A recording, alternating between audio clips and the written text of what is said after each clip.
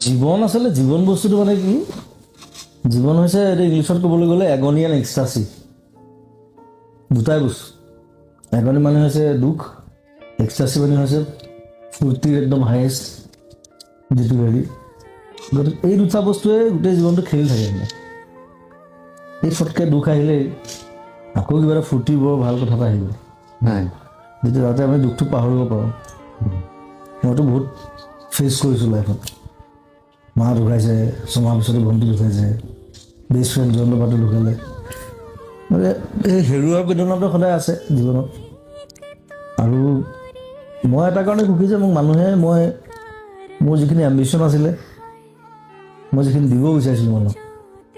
কামৰ মাজেৰে সংস্কৃতিৰ মাজেৰে সেইখিনি মই যিমান পাৰোঁ মই দিবলৈ চেষ্টা কৰিছোঁ 100% 110% দিবলৈ চেষ্টা কৰিছোঁ নোখোৱা নেমেলাকৈ ৰাতি কাম কৰি থাকোঁ